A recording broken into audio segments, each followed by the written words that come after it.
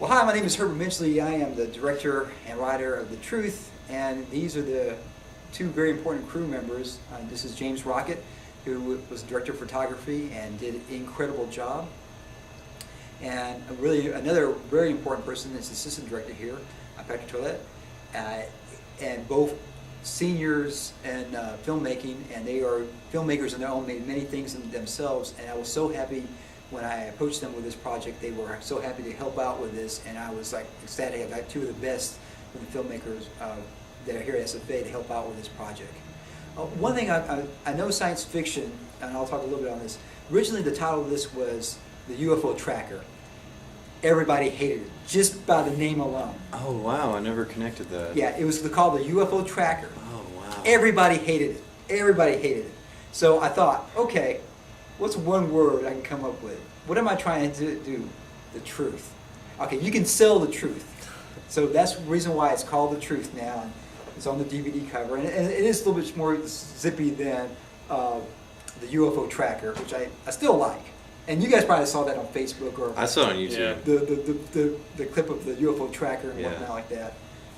And I originally wrote that as a play, which has not been done, and it never will be done.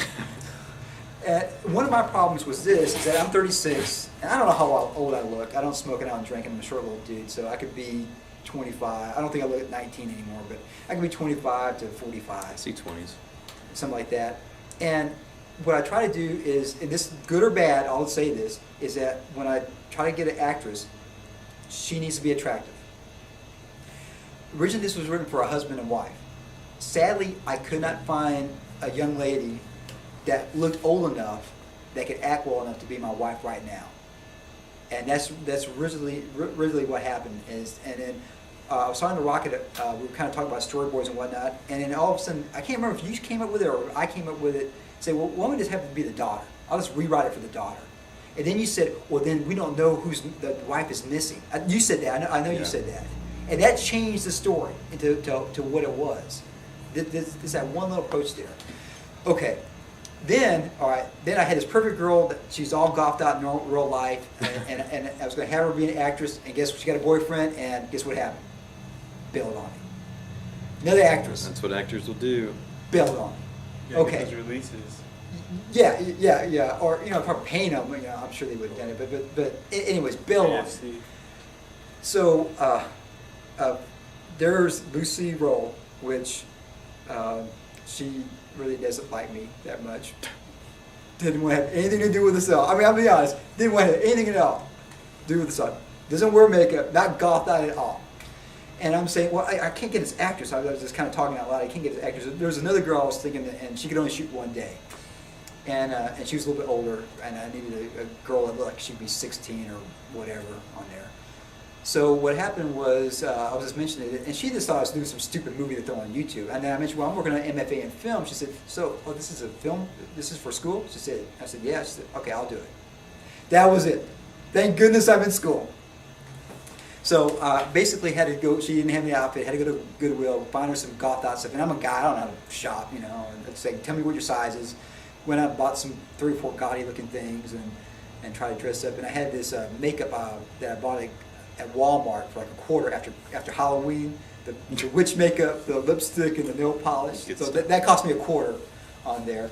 She had my eyeliner, which is like $5, and pantyhose and that type of junk. So her outfit cost me about $45 altogether to put together. About as much as the KFC that we got for lunch. Was that okay for that craft service? That was excellent. Classic. That was classic. So that's me. That's my approach behind this. Is that I finally got an actress at that point, and then I knew I could do it. One other thing about student films is that they usually have students in it. That's one of and Art Scott always talks about that. So I wanted to get older actors to be in this thing. So Ms. Barnett, awesome. She worked out great. Trooper. I mean, she looked great on camera. Missy as the aunt. I'm sorry I had to cut a lot of her lines. This didn't cut. I plan to use her more in the future, but at least she doesn't look like she's 19. And that happens sometimes. It just doesn't cut. It just didn't cut. It's not personal. It's no one's fault. It's just didn't cut. If anybody's fault, it's my fault. I wrote bad lines and it didn't work. It just didn't cut. So if it's good, it's because of you guys. If it's bad, it's because of me. I mean, it's really what it is from that point there. And then originally I asked Rockett to play the heavy, the agent. Right. I remember And that. because you're an actor, you're a really good actor. You got that good strong chin, and you really get this height and whatnot. And Rockett graciously just said, "Why not Thomas Church? He's a lot older." And I don't know if you want to. See, yeah, Herb came to me first, and I was willing to do it. I was just worried about how I would come across. Like Herb says, it's always students and student films. So Thomas Church is also a graduate student, I believe. Yeah, working on the MFA. Yeah. He's working on his MFA. So, and I'm in a TV class with him, and just he's got a great voice, and his presence is just huge. And for a role like he was playing, I just thought that would work better than I would, and it ended up being pretty good, I thought. And not a problem. The other thing was I basically had to supply his outfit because the man has no pants. He doesn't wear shoes. So, which just is fine. Sandals. And one little piece of fact, at one point, I hate to keep talking about me, but I'll talk a little more about me. I'm about 150 pounds now. At one point I was 235 pounds. That is actually the suit, the suit he wore in this, that was my suit. A size 52 suit. I wear a size 38 or 40 suit now. So that was my suit back when I was about your guys' age, maybe a little bit younger. So that's some little bit of trivia there. Let's see. He looked good in it. I think he should get some more suits. Come on, Thomas. He looked better in that suit than I ever did in that Let's get suit. one or two more of those. And actually, that suit was so old, I still had a note in there for some girl gave me back when I was in college or something like that. Did you call her? No. Well, that was like many years ago. So anyway, he took that out. He took it out, but I put it back in there after we were done with it. I'm trying to think of anything else that major. That was my dilemma on this. Also, I've been hammered that you're not shooting enough footage. You're not shooting enough footage. Not shooting enough footage. Okay. And I was going to get hammered by R. Scott that we haven't shot anything. However, I wasn't wasting time. I was doing art direction, making all those UFO parts, even though they didn't look great. I think they look good. I think they sold for this. I mean, I think if we had tight shot, if we would have had access to that location downstairs, we could have sold them more. But I think, low lighting with those little LED things. Yeah. Thank goodness for those lights. There's only so much you need to show. Yeah, and what is alien wreckage really? Who knows? And so hopefully this movie will shed some light. Yes. So that was about 5 Alien hours light. of my life painting that stuff. But also, part of it is thinking, what can I do to make a lot of alien stuff? Gathering that stuff together and put it together.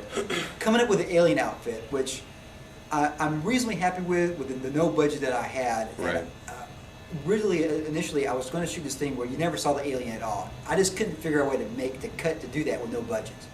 CGI stuff, you could do some stuff.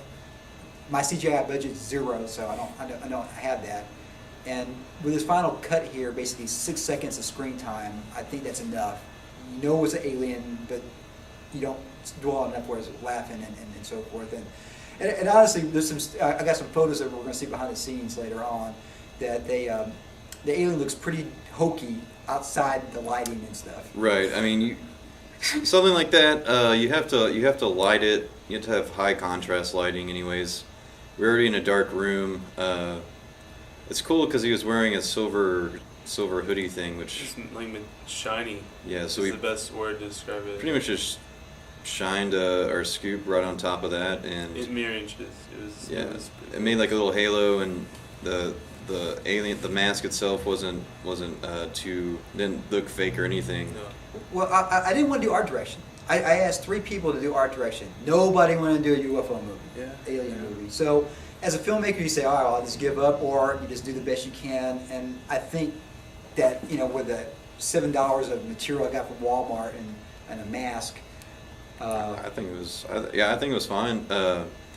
I think the way we shot it, you cut it well, because I think the way we shot it, we had him kind of like rising up from behind Tom. And that's actually one of the cuts. And this is the 12th cut. I'll probably do a Yeah. 13th or 14th cut before Friday for 8 a.m. And some of the cuts, which is online, you can actually see him Yeah. coming down. Did you like that better? You kill your babies. I like that. I actually liked it Yeah. a lot. It just didn't cut, and it was too long. And what I did was we didn't get a scene of the shoulder, so what I did is I blew out that shot where you didn't see the rest of you didn't see his shoulder. That way the alien's there when he points to it. So thank goodness for Final Cut that I'm able to pull in and pull out on the. And it loses a little bit of resolution, but it tells a story. So that's what you want to do. Yeah. I'm trying to think anything else major problems on this thing. But anyways, I wasn't wasting time. I was doing all this pre-production, which is important. And also, but when we shot that one major day, things worked pretty well until we ran out to the location fell apart. Yeah. Oh yeah. It was going real smooth until that happened. It set us back a couple hours. It's going from a little small confined area in the basement to a Really long hallway. Advanced, like a classroom hallway. With windows. Yeah. Outside. So, Yeah. If anything, I wish we could have had maybe more time to decorate upstairs, but we were at the point where we just, we wanted to get it shot and. Well, I only had Lucy that day. Right. She could not shoot again. And you had to be at a. I had to be at a gig, which Yeah. I didn't even need to be there. I killed myself to get there, and I'll never do that again. I'll never do that again when I'm filming. That takes priority. But I admit it, I committed to this like months earlier. Got there, and they hadn't even set up. They could have called me up and let me know that, hey, 3 hours, okay, we could have done a little bit more, but oh well. No respect for filmmakers. In any case, I got a picture of me playing with a guitar, and it's the last day of that thing. I was dead tired, and I still did that. One other thing that happened on here that was one injury that we had was that apparently Lucy was cold, and she didn't understand that 650s meant there was a lot. I think we had a 1,000 watt light going, and she was cold, so she stood in front of it for warmth. And if you notice her a little red in the final shots, It's not sunburn. yeah, she ended up actual getting burning. she got burned. Yeah, right after that happened, right before I went to the gig, I had some aloe vera at my house, and I just threw it at her real quick. And here, take it. And then went to the gig, and she didn't like mine. She went and got some other stuff that she could use better. But at least I think that helped her from getting. Did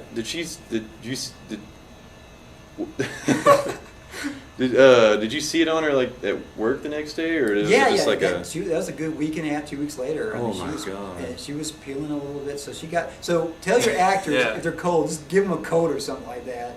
Don't stand in front of those big lights. It's really hot. Yeah, people outside of film underestimate how hot lights can be. So Look, this is some sensitive, high-tech knowledge. Yeah, I don't think I've ever heard any director's commentary. They said, don't tell actors not to stand in front of these lights because they get burnt. Not sunburn. That's actually a burn. Yeah, this was But that's why if it was like fire, That's why I had a release from all the actors before they actually do that. Yeah, we didn't have to pay for anything. So, yeah, we got out of the we have them. We don't need a medic or anything. They can take care of that themselves. yeah, thankfully. But anyways, so that was another. That was only happily that was the least. I mean, I wish it didn't happen all, but hopefully, happily that was the least. No one got hurt other than that. I think anything else that majorly happened. The pickup shots that we did, which a lot of it went on the floor. Sadly, just. Oh. I mean, just. You just don't know what you do the edit. That's just the nature of it. And I'm gonna do the Midgley edit, which has some scenes in there. So the director's edit of this, kind of the extended version that you can kind of see some of this stuff. And I think I'm gonna put the first cut, the 10-minute cut, on this DVD as well, so you can kind of see a lot of this stuff and see that editing can make a big difference on this thing. So far, right now, is 85 hours of editing in post. Do you have the first edit? Yes, I do. I have the first. I'm gonna put that on there as well. The 10.5-minute edit. Yeah, now it's under 7 minutes, probably like 6 and 45 seconds, probably. It's crazy. So I mean, that's amazing. But the big thing for me was I really didn't want anybody to laugh at that alien, because this is science fiction. The alien's important, but it's not about the alien. It's about this guy that lost his wife, and is he crazy or not? And one thing for me that I think didn't pull off as well as I was hoping to do, I was trying to play this in the border, that is he crazy or not? And the fork, him eating cereal with a fork, I thought would do something, but all I did was confuse people. And that's a chance you take a lot of times. Can't, yeah. Because in your head you have different. That's what director's cuts are for. That's what That's why they test screen movies in front of audiences, because there's no way to tell how it's going to come across a certain audience. And something as minor as a fork even can throw people off. Yeah, well, the fork was there too early, and I got rid of the fork. The fork is still there. I can't get rid of it altogether.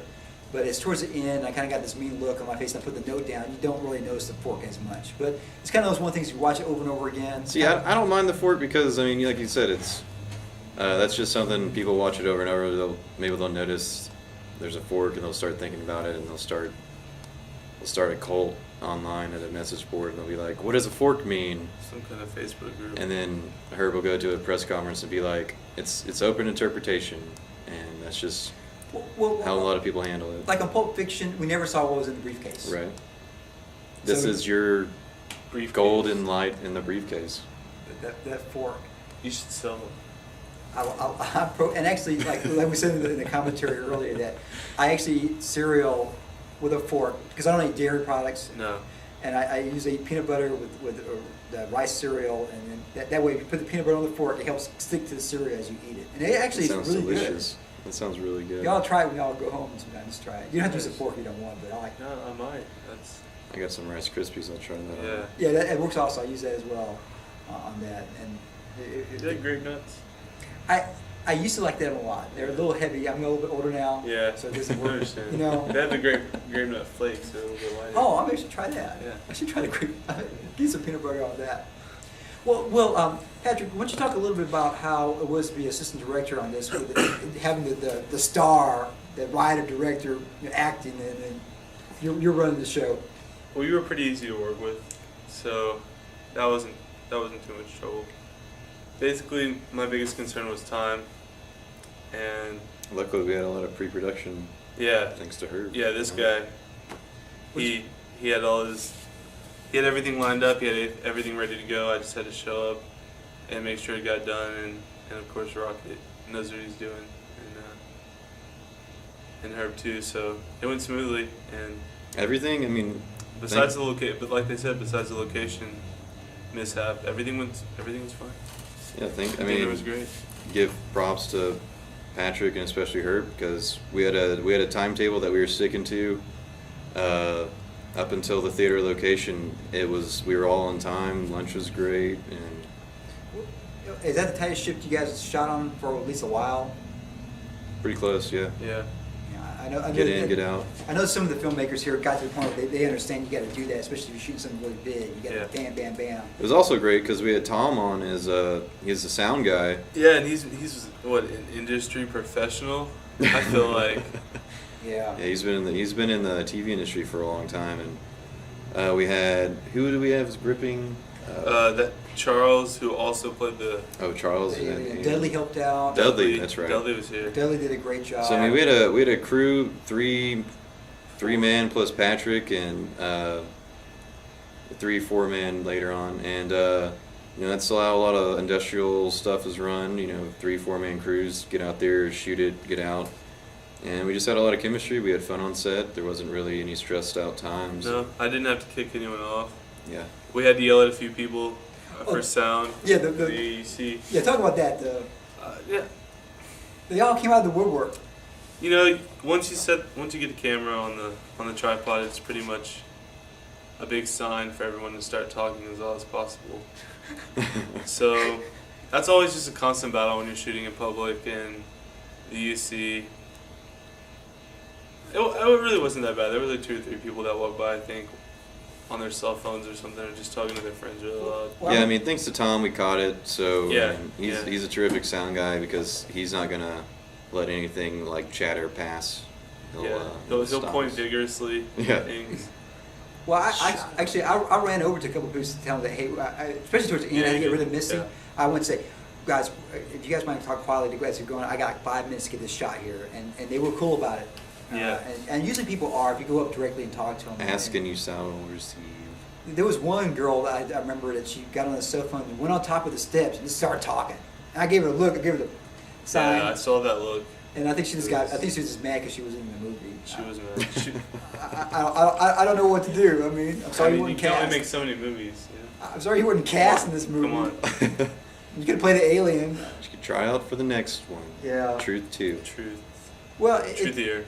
I really think that this would. I mean, for me, I learn every time I make a film. Did you guys learn anything that you want to share with other filmmakers out there? As far as I go, when I first walked into the little faculty lounge thing, I was like, oh my god, this is gonna be a house. Yeah.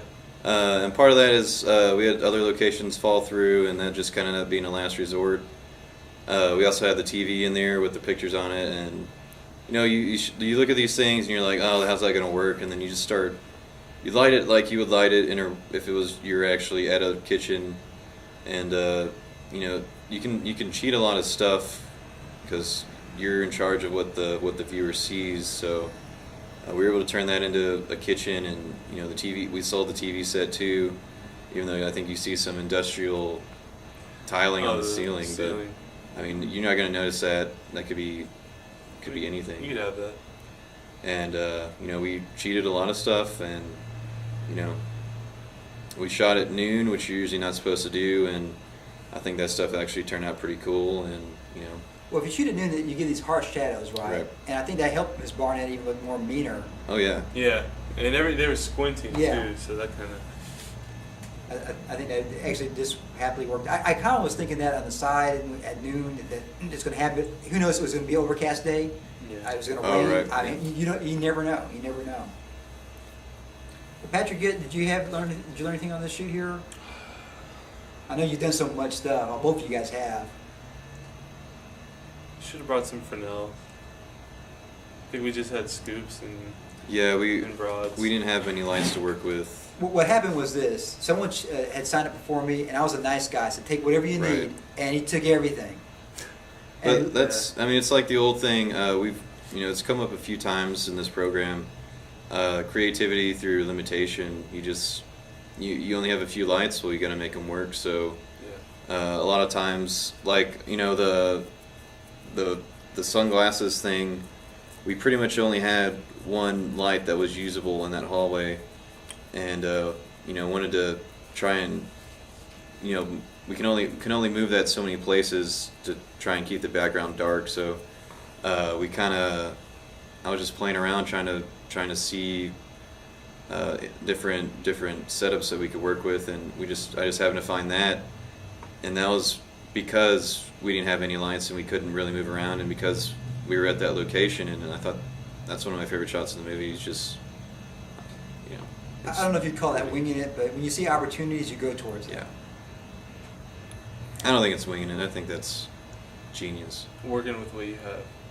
Yeah. And the other thing I hope that this shows as well is that all those bazillion YouTube videos I've made, I understand how to do something, even though most of the time it was by myself. But if you deal with a tripod and you act, you come back with a tripod, and that's kind of known as the Midgley here, is moving tripods around. Which, if you're an industrial and you're by yourself, that's kind of what you got to do a lot of times. You can't be at 5 places at one time. You got to use the sticks. Well, I mean, doing a lot of stuff by yourself is also good because you learn your limitations, then you learn your strengths and weaknesses, and that makes you easier to work with other people. So, like you've rarely worked on crews before, and I don't think there's any problems when you came. We've worked together before, but there wasn't any like ego going into it. There wasn't any. Yeah. There wasn't any. Oh, you got to do it this way. I thought it was pretty good. Well, it's a collaboration. Making Enjoyable. films is collaborative. You collaborate with your folks, and then you step in. What I always feel like this is that you let people do their job. You get the best people to do their job, and you only step in when you have to. That's it. Rockett. I'm not going to tell you how to DP because I'm hired you to be the DP. Your job is to make it look as pretty as you can and get the shots you can. Assistant director, you're running the show. I think at one point you said, well, since you're not acting at this point, you could call cut and whatnot. And said, you're doing a great job. Just keep on doing it. Why mess with fate? And I think you love the wheelchair. As well. Yeah. We didn't talk about that. Yeah. I think we just brought it as a dolly. Yeah, we had a wheelchair that we were going to use as a dolly because I think the other dolly was checked out or something. I don't know. Yeah, it's a good Oh, dolly. we had the Miller instead of this. Oh, right. Oh, we didn't have the head. Yeah, we had the head. And I think it worked out. We ended up using the well, we had a couple shots. They didn't really turn out well because we hadn't planned on using it. But and there was a lot of paper and stuff. I think Patrick got pretty good at riding it around. Well, it was a good experience to try it out to see what happens, and you hit and miss. And I tell you though, it was nice putting apple boxes on that thing and moving stuff around. Oh yeah, that was good. I think I might give me a couple of wheelchairs and just carry those out because you can fold those up pretty well and carry stuff with them.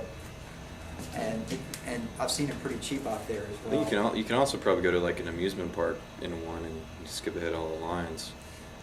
Or get free food. Free food's good too. Well, one of the other things I learned also with craft services is I had a decent amount, but when it came time for lunch, gave you guys some real food, not some. I mean, I know pizza is what you guys usually get because you guys can't afford a whole lot of money, and it really was like 40 some odd bucks for that much food, which wasn't that much, not too much more than this pizza would cost. And I think that helped make the crew feel a little bit better. Yeah, we had I can't even think. We had chicken fingers, chicken breasts, and legs, macaroni and cheese. I know I had a good portion of that. There was mashed coleslaw, potatoes, gravy, biscuits even. And I like the potato wedges that I love. Oh yeah, those are. Kentucky Fried Chicken makes. Hey, they make a pretty good chicken. You feed your crew, you make them happy, and they'll work good. Yeah, I think a lot of times folks kind of go el cheapo on that, and you don't want to do it because our business here, none of us are getting paid for this. I mean, you're just doing this because we're filmmakers. Mm-hmm. And this is another thing I also realized: when you ask somebody and they give you some excuse, blah, blah, blah, blah, they're not a filmmaker. I mean, let's sometimes. Yeah, well, you know what I'm saying. Like I'm having my kid. Okay, you're not a filmmaker. Yeah, filmmaker. You don't have Drop out. Well, yeah, but that's true though. Yeah. I mean, if you're a that's filmmaker, what you get continually. Yeah. If you're a filmmaker, you make films, and if you're going out with your girlfriend, you're doing this, you got a job, you never take off time. Well, how are you gonna make films? You got to at least have 2 days off a week that you can make some films, hopefully. That would be ideal. And you guys do the same thing. You work with folks. You ask them once or twice, and that's it. You'll never ask them again, really. Most of the time, a lot of times. And sometimes they step up to the plate a little usually, but everybody that was here wanted to be here, and that was another reason why I think everything just worked out great. Yeah, we had a good crew. Great crew, and everything. Well, the biggest thing I've learned is that if pre-production is so important, and then when you get there, you're not wasting people's time. I don't think we wasted very much time. No. Even when we had to go change that location, at least we were doing something. We weren't just sitting there just looking at each other at that point there. And so I feel really lucky and blessed to have had the talent all over. And remember this, even though I'm on camera and I wrote this thing, directed the thing, I'm a spoke in a wheel. I mean, without that, all this is me. Without it looking good, without things running efficiently, without people moving things around, without other actors, it's just me with my big face on YouTube, which nobody would see very much of. And I think that's the reason that's a beautiful thing about filmmaking is that we all work together. Every spoke is important because without if you have one bad spoke, that's all you need to have something fall apart. One other thing I also learned is that I've done 12 edits so far. I've showed this to so many people to get feedback and take out stuff that doesn't make sense because our Scott says this, you do get blinders on after a while. You know the story yourself. I wrote the story. I know the story. And, like the fork thing is a big example. I decided that's really cool. It works great. Confusing, chop it, gone, and so forth. I really like him talking on the phone. I love that. And he said, does it really tell us, is it important to the story? I guess not. Bam, it's gone, and it makes it a tighter edit. And it's chop, chippity chop, down to the bone of what the story is. And I think back to the original play, to what this film is here. This film's a lot stronger than that original play is. And I think Mel Gibson, he said this, that he really thought that films were like shared dreams. You can't plug into someone's brain yet and see their dreams. And when we make a film, we do our best to kind of do this. We're sharing this idea, this artwork together as a film, as a dream, and hopefully it comes off well. And this is my first time working with a crew, and this is my first MFA film. And hopefully this is going to be one of many. I may not do the science fiction genre again for a while. Yeah, you should branch out. What else can you? What else? Well, and also, I don't think I can act in any more movies now. I think this was my one acting thing. But, What? well, the thing was this: the reason why I cast me was that I didn't think anybody understood science fiction well enough to pull this character off. Because they would have played a camp. I mean, I won't listen to any actors, but there's some actors that you just know for sure. It has been campy as all get out. It had been a different film, and I didn't want that. I wanted something that was serious, with the drama that was there, and Well, and plus, you need a middle-aged actor to play this role, and there's only so many dependable guys that you could get to act in something like this for a full day, Yeah. yeah, having a college kid do this one, I mean, it'd have been a different story. It definitely would have been different. Him and his girlfriend or whatever. I mean, it would potentially work. Yeah. However, if you guys actually sat through all this, I want to thank you from the bottom of my heart. Me too. You guys are all close friends. Send me out something on Facebook or MySpace, and of course, go check out all my videos on YouTube. Rockett, you got some stuff on YouTube, right? Oh yeah, I think we're friends on YouTube. I don't know, but yeah, I got some stuff on YouTube. It's cool. Rockyman777. Thank you. Well, Patrick, and you're not hard to find either, right? Yeah, no, yeah, just on Facebook. Well, if you get a hold of this DVD and want some great filmmakers to work for you, these both gentlemen freelance, always looking for great projects, and I can say without a doubt that if you get these two guys, they will make your project look great. And I'm going to say this right now: look for some great things from them from this point on. Who knows? I'm going to be honest. Who knows what's going to happen? Because they both are writers, they both can act, they both can. I mean, the beautiful thing that I think that you guys are without a doubt are filmmakers. You guys can make films. Be it in industrials, be it in TV, be it in movies. You can make films, and it really makes me feel great when I see some folks out here, students, that live up to their potential, and then when they go out and you say, yeah, no problem, they're going to work. They're going to work. No, they're going to have a job, no problem. Some students I think, but you guys are working. You guys have proved it, stepped up to the plate many times, and I want to really thank you guys and appreciate that. I guess that's all I need to say. Well, I'm Herbert Midgley, and thank you for watching this little behind the scenes of the truth. And I know this is probably like 5 times longer than the movie itself, but that's how I have it sometimes. It's kind of like the Lord of the Rings, extended commentary and whatnot of it. And who would ever think? I'm going to try to add to hours of all this stuff, the pre-production, the filming itself. I'm guessing by myself alone, 130, 140 man hours of my time went into this film so far. And then that counted all the other actors and all the other stuff as well. If you did that kind of other man hours, 200 hours easy going into a 7-minute film. Crazy. That's amazing. It's crazy. And I think people just don't understand that. And it's probably not even done yet. I'll throw another 20 hours between now and 8 a.m. on Friday. This is Tuesday at about 6 o'clock, 6:30, a little before that. And I'll probably do some editing tonight as well on it. Never stop. Never stop. Cut, chop, chop, chop, chop, chop. Well, bye, everybody. Thank you all. And we'll see you later.